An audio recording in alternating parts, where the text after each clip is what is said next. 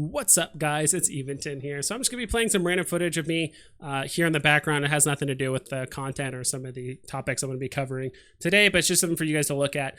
This is definitely going to be more of like a podcasty type thing. I have a lot of topics and things I want to cover, so I hope you guys stay tuned because I really think I want to cover two things mainly. One, honestly, just praising CCP for the amazing content they provided us with, like the Triglavian Invasion content, as well as like the Winter Nexus stuff.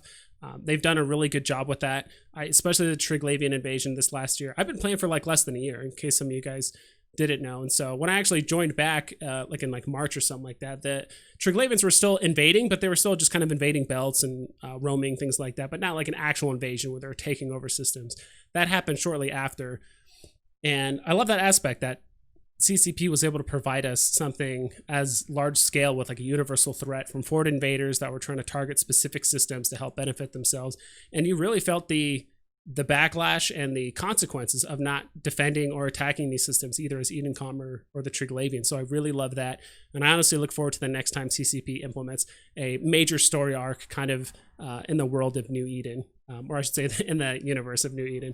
But at least for the Winter Nexus update, I loved how they implemented tons of different play styles from Eve and implemented into this update. So like exploration, mining, instanced combat, some of the kind of fun, lighthearted like snowball stuff, or like the daily quest. But I wish they added some hauling, which is something I would like to kind of enable here, because the second point I want to talk about is like, how can we implement some of this Winter Nexus stuff, let's say for like the Triglavian Invasions? Because to be honest, in my opinion, I really think the Winter Nexus update and the way it's set up should honestly be like the gold standard when it comes to CCP thinking about releasing more updates or kind of like story arcs on the level of the Triglavian, something that's kind of more of a universal threat. And because I would have loved to see something that's a bit more of a war effort rather than everyone getting in battle cruisers and battleships and grinding and just trying to do the highest DPS, jumping from site to site over and over and over.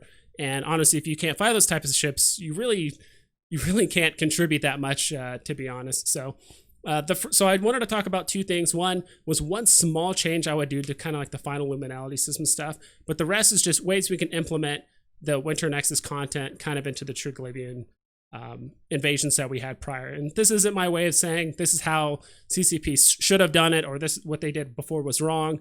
This is just my way of, hey, this is a piece of content I really enjoyed. This is another piece of content I enjoyed, but how can we combine it together just so we can make it more inclusive and more enjoyable for people with all aspects of EVE Online? So we'll go ahead and jump into it. All right, so this next bit is kind of an aside. One thing I wish that CCP maybe made a small change for the Triglavian Invasion stuff, and I actually talked about it in an older video I had back in August when my YouTube channel was like really new, which is the fact that certain systems can fall very quickly and not a lot of people were prepared for these invasions. Mostly, I'm just talking the final liminality systems. Honestly, I think the systems that were just vulnerable to minor victories, just leave those the same, just make it strictly combat focused. You could roleplay it in the sense that Triglavians weren't investing a lot of resources. Same thing with Edencom to kind of help. Like, it's not a major system, but it's definitely a small foothold for those factions. But in this case, when we're talking about the systems that are susceptible to final luminality, like system security that's actually being able to get lowered, I definitely think they should have, in my opinion, done one of two things, because I think a lot of the players felt like they didn't really have a lot of control, especially since systems like Niarja, I mean, that system fell in like 14 hours or even less. So a lot of players literally went to bed thinking like everything was okay. And the next time they logged in the morning, the entire landscape of HiSec was just changed. So the whole connect between Jita and Amar was changed. The market fluctuated. Mission hubs were disconnected. People that would run hubs in one place and then go to another, things like that. So a lot of stuff changed, and I feel like a lot of players feel like they couldn't really influence the conflict depending on like time zone or how long the conflict went, because some of these final luminality systems, like the fight did last for multiple days or even longer. But this one, especially in Niarja, or some like the really key or like the foothold systems, they fell really quickly and they were pretty much overrun. And I know there was some background planning with certain corporations that kind of helped make that happen. But my two fixes, in my opinion, one or the other, was to either one, give a 24-hour warning in like the agency window when a final luminality system was about to be invaded, and just keep it the way it is. So basically, when you log in, you can look at your agency window and you can role play it as basically Edencom has an early warning system saying hey, like we noticed there's some fluctuations, or there's some kind of like tears in reality, or some like fluctuations with gates and things like that. Like we're preparing for an invasion to happen here. And so you can either take it one of two ways. Either Edencom saying, okay, like we need to prepare our defenses and kind of gear up. Or if you're kind of pro-Triglavian, you can look at this as, okay, this is a clear signal that there's going to be invasion happening here. I should get my ships ready to kind of prepare and side with the Triglavians. So, and just leave it as is. And I think this would have done a couple things, which is obviously give the people the ability to mobilize and strategize. Because I know some people that wanted to actually get in these fights, but a lot of them were like 20 or 30 jumps away, and the fight was already 3/4 of the way over, and they just couldn't get involved with the content. So that's one reason. And two, I think it just provides more PvE and PvP combat. So as people are preparing, people might be preparing some PvP ships, preventing people from getting into gates or certain sites, things like that. And it just allows for more content to be player driven in that sense. The second change I think that they could have done, again, it's kind of like an either or thing, which is basically do like a best 2 out of 3. So don't give an early warning thing, just let it happen like it was, except make it a best 2 out of 3. So that way, if there is an advantage for jumping on the system early and winning it over, but then you just win it for the day, there's still 2 more days for you to kind of win back the system. So the team that loses, it gives them an opportunity to actually strategize, learn what the other faction did to kind of prepare, maybe counteract it, maybe recruit some more people, maybe use a different type of ship fit, whatever it may be. And so I think this will just allow people to have a bit more control, or feel like they have a bit more influence in these conflicts. And especially for that 2 out of 3 thing, like for me as an opportunist, I was kind of playing in the middle, to be honest. I might have been slightly more pro-Triglavian just because I kind of wanted to shake things up in high sec for the most part, but I would have loved to have been able to be that weapon and arms dealer that if I knew if I knew a system was about to be invaded, I would be supplying weapons and ammo in some of the NPC stations or like player-owned stations there, so that way if people do lose their ship, they could just buy the ammo and the weapons and like the ships right there in the system and not have to jump 10 or 11 jumps away to go get it, refit a ship and come back. That would be a good way for me to mark up my stuff. And so now we have a bunch of players in the game being able to make use of these invaded systems. So that's just a small aside that I had. I would have loved to see either like a 24-hour early warning system, and then it's just a one and done day thing, or they make it like a best 2 out of 3, drag it out a bit more and give the players a bit more time to create their own content, whether that's with PvE, PvP, or even some market manipulation like I was talking about myself. All right, now we're getting to my favorite part, which is talking about how we can implement some of the Winter Nexus update and kind of content stuff into the Triglavian Invasions. And again, this isn't me saying CCP did it wrong or this is how they should have done it. This is honestly just me putting my 2 favorite updates or pieces of content together and just making it more inclusive for newer players, maybe players that are kind of on a budget that can't afford a battleship or like a battlecruiser, or don't have the highest skills, or people that wish to role play and maybe play other aspects of EVE, and just kind of making it more inclusive and feel like more like a war effort that everyone is kind of throwing in their skill sets or things that they enjoy to help support the side that they want to win.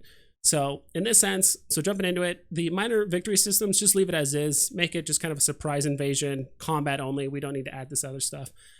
But at least for the final luminality systems, or at least systems that are vulnerable to having their security status lowered, I would have left those like big combat sites where you kind of jump from like site to site with the big battleships and battle cruisers. Leave that the same.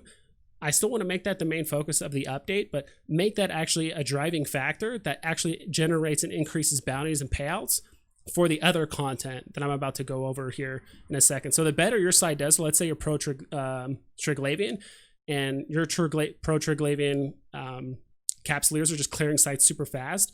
As you do other content, including like exploration, mining, maybe some small ship instance combat and hauling, like in the system, you actually get higher payouts based on some of that stuff you do. So it's still the main focus. So if you still want to be a driving force and helping other people out and getting paid, join the big fleet. But if you just don't have the skills, but you still want to contribute in some way, you can do some of this other stuff as well. And so when a final luminality system happens, it's going to spawn basically an Edencom like station, and it's also going to spawn a Triglavian station. I don't think they need to be as big as like a station, but maybe kind of like a forward operating base, something a little bit smaller. I don't know how they're going to do that, but basically those are going to be kind of like the quote unquote mission hubs for some of the other content that I'm going to cover here. All right, and so one thing I would have loved to see implemented to the Triglavian invasion stuff, which is basically some exploration. So obviously when a final luminality system starts, it's going to have an increased spawn rate of anomalies that are level 4 and higher. So it's pretty much exclusive to the exploration ships.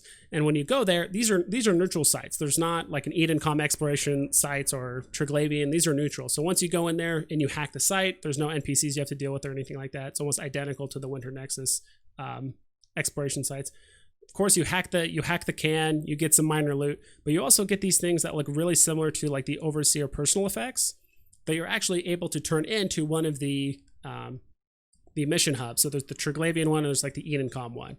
And so by turning it in, it does three things. One, it's going to give you an ISK payout based on how well your site is doing at clearing sites, kind of like those big combat ships. So you're going to get a payout based on that. Two, you're also going to get some standing increases. So this is a very good way for people that aren't ecstatic about flying battleships, or they can't afford it, or maybe combat just isn't their favorite thing. This is one way to kind of get standings. And maybe this is an idea of, hey, you're scanning down these sites, you're turning them in, and now you're actually providing information to the enemy, which is why you're getting standing increases. But I also wanted to implement, I wanted to have a way for these people that aren't doing combat focused content to actually give back, because they're getting free ISK more or less from these guys risking their ships and fighting NPCs.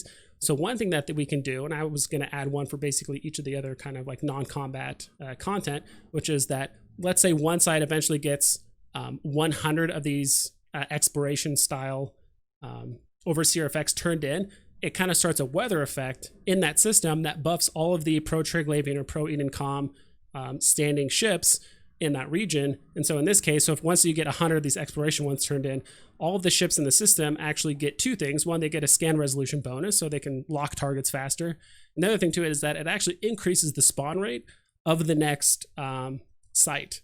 So remember when we would clear sites, I remember the sites would spawn pretty quickly, like within 10 seconds. Like once you clear one site, like another site would spawn on D-scan and you would just warp to it.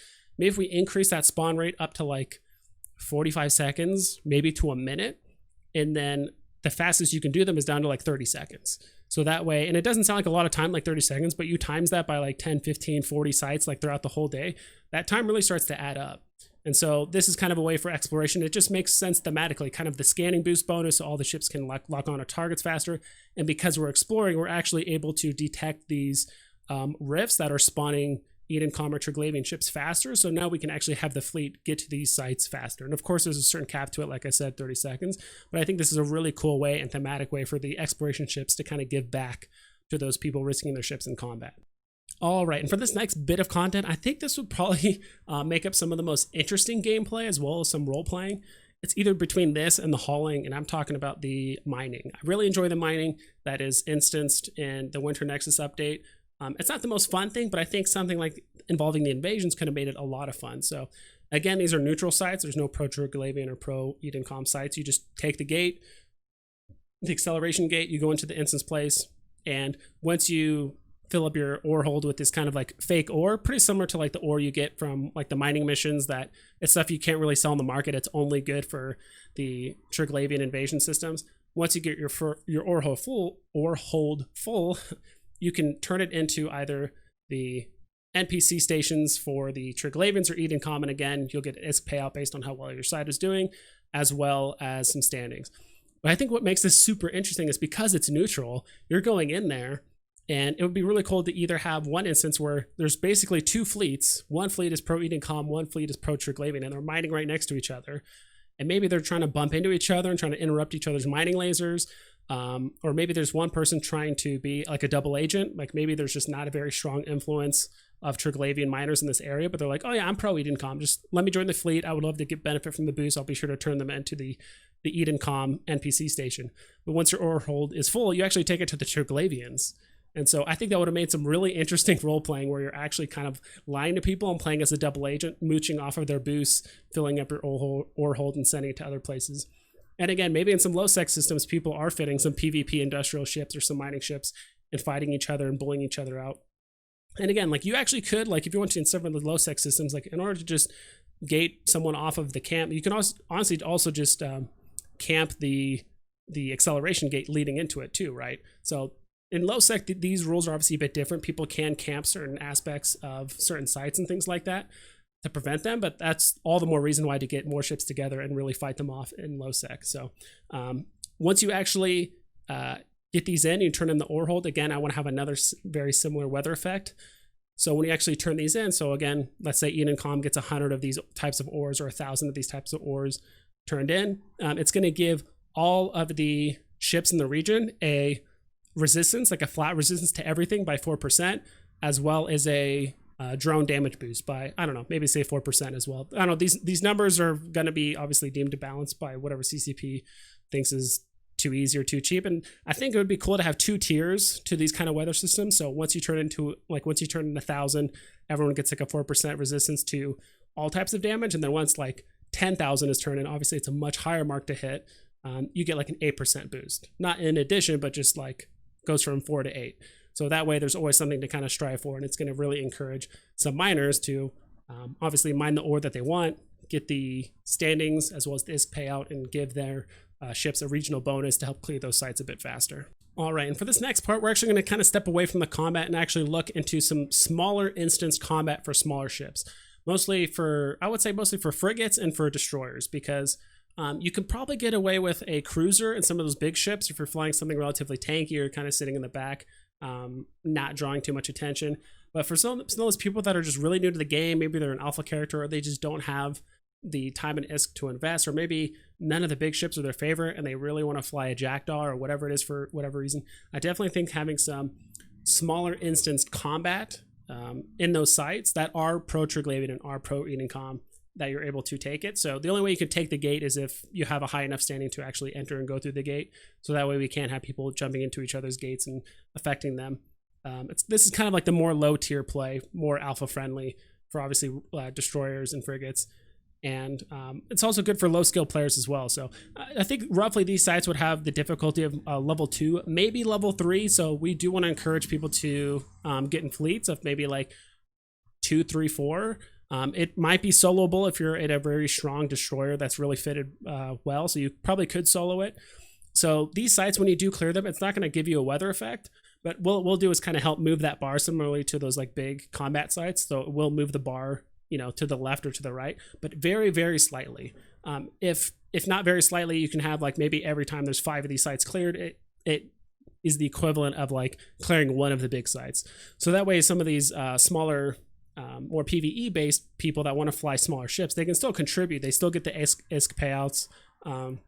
It might some of the ships in there might occasionally spawn some of those overseer effects.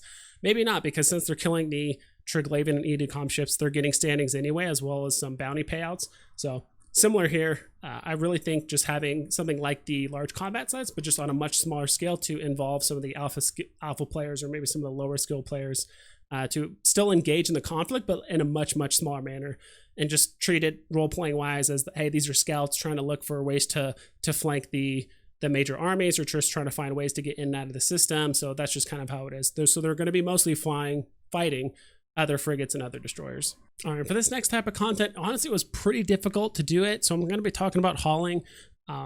It's a little disappointing that the only way to get involved with hauling is strictly by player contracts or by some of the honestly really, really lame hauling missions that you can do, which honestly don't pay out very well. It would be really cool to see some NPC contracts that look almost identical to player contracts, and maybe you can set a filter for NPC ones that always have stuff kind of moving around. And I know they have something kind of similar to that on the market, where there's a lot of like trade commodities that are selling in certain stations, so it could encourage people to do hauling in that sense. But in this instance, I would say for the haulers and how they can actually contribute to the Triglavian content is that they essentially will go to the invaded system, go to either the Triglavian or the Edencom like mission hub. They'll get a mission to either go one of 2 locations, either to one of the Concord stations within, let's say, 10 jumps or something like that, or it'll take them to an Empire like military base, like NPC station, like within, again, 10 jumps. And they tell you like, hey, go over there. They're going to have a supply of ammo and crates and things like that. If you're Triglavian, they're going to tell you, of course, everyone is pro Edencom except for the Triglavians. They're going to say, hey, go over there. We're going to give you these papers that say, hey, I'm here to pick up a shipment to send to Edencom, this ammo and crates and weapons and all that stuff. And so they're going to say, okay, here, once you go to the station, you pick up the shipment. Then once you have it, once you go back to the system, you can actually turn it in to Edencom or Triglavian. So this is a very good way to role play. And this is how a lot of capsuleers were able to fly under the radar and not be known as basically Triglavian sympathizers that say like, hey, I have all the papers here saying I'm, pro Edencom, but I'm actually supporting the Triglavians. But I have all the paperwork here, like everything says I'm pro Edencom, so I don't know what you're talking about, And so once you actually turn that in, so of course you're going to get a payout, and once you do turn the aura in, you're obviously going to get a standing boost to that mission type as well. So even though you're going to like the pro Edencom stations like Concord and some of like the military bases, you're still turning into the Triglavians. Or if you're pro Edencom, you just do the same thing. Here's the paperwork, go grab it, bring it back to us. We need some ammo and supplies to kind of keep the war effort going. And then once one side gets 100 of these or 1,000, I'm not sure what the number is of their boosts, but this one is probably one of the more important ones where once you get 100 of these turned in, it's going to give everyone like, let's say a 4% increase to all damage types. So lasers, missiles, hybrid turrets, all that stuff. And then once like 1,000 are turned in, you get an 8% increase to damage to all damage types. So I think this part is really cool. And so this would, again, encourage some PvP activity. So this could actually encourage some people to start camping gates, preventing haulers and miners from getting in and out of these sites, which will also result into the other side killing those ships, preventing their ships from actually giving them buffs. And so it's a really good way to kind of encourage, and a lot of these systems feed into each other. So it's a really cool way for the haulers to actually give back to the people that are risking those big battleships and providing them a buff damage to help them clear those sites a bit faster. And it makes sense. So if you're providing weapons and ammo for your side, naturally they'll probably be able to do more damage in the combat sites as well. Last but not least is the snowballs. I don't want to take away the Winter Nexus snowballs. I think it's a lot of good fun that you can undock, shoot a couple people with snowballs, and I think I really enjoy that. So something that one way we could have ported over to the Triglavian like invasion content is honestly one of two ways. One, we could have kept it very, very surface level. Hey, you load up a festival launcher with like, let's say Concord supplies everyone with these like blank ship scanner cartridges, whatever it is. You scan 3 ships, you get your 5,000 SP. Cool, you're done, that's it. There's kind of not a lot of lore behind it.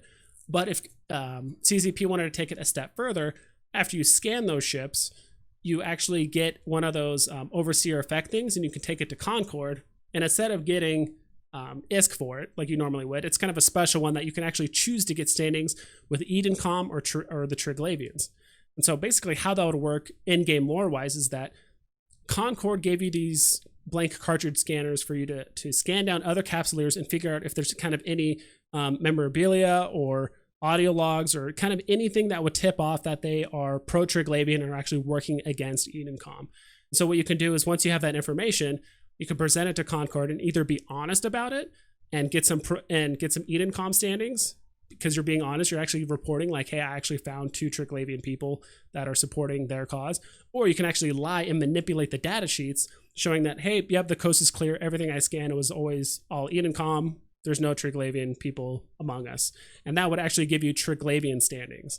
So it would be a really good role-playing way for people to entertain that, but also it's a good in-world explanation why so many capsuleers were able to fly under the radar, because Concord was actually getting supplied information by other capsuleers that, hey, the coast is clear, we only have X amount of Triglavian people, when in reality there was much, much more going on. So Concord was really underestimating the amount of numbers of pro-Triglavian people. All right, if you guys made it to this point, I honestly really appreciate it. I realize as I'm recording that this video is getting very, very long, but I'm very passionate about the game and I want to see it do well, and I'm really excited for the content that comes in the future.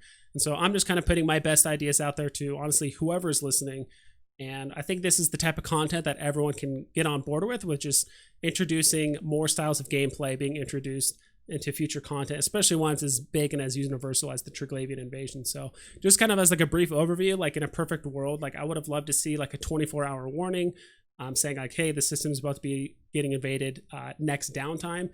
But even in those systems before it starts, you can actually start spawning some of those exploration sites, those mining sites, as well as hauling, so people can actually start preparing for the fight. So there's no combat sites spawning yet, obviously, but it's a really good way for people to start engaging maybe in some like low-level PvP, people fighting over exploration sites, mining, hauling, start stockpiling a lot of those like mission items like the overseer effects, so that way they can start with the biggest advantage possible starting the next day as well. And so this way it just allows people to fly a whole bunch of different types of ships and make it feel like more of a war effort. So people saying like, hey, there's an invasion happening tomorrow, but today I'm going to get my exploration ship and my mining ship so I can start stockpiling these resources to turn in tomorrow when the invasion happens. So today I'm flying, I'm in a mining ship, but tomorrow I'm going to be in my Megathron destroying these Triglavians or these Edencom ships, and everyone else that still wants to contribute in those kind of like minor roles can still help me out by being able to give me buffs like the exploration ships, able to spawn those next sites a bit faster, and as well as like a scan resolution bonus. So that's very thematic. Those miners being able to give drone damage boosts as well as like flat resistances, and the hauling ships being able to give damage increases for all weapon types, which is a very strong effect, which is why the haulers only had one effect, but it's a very strong one.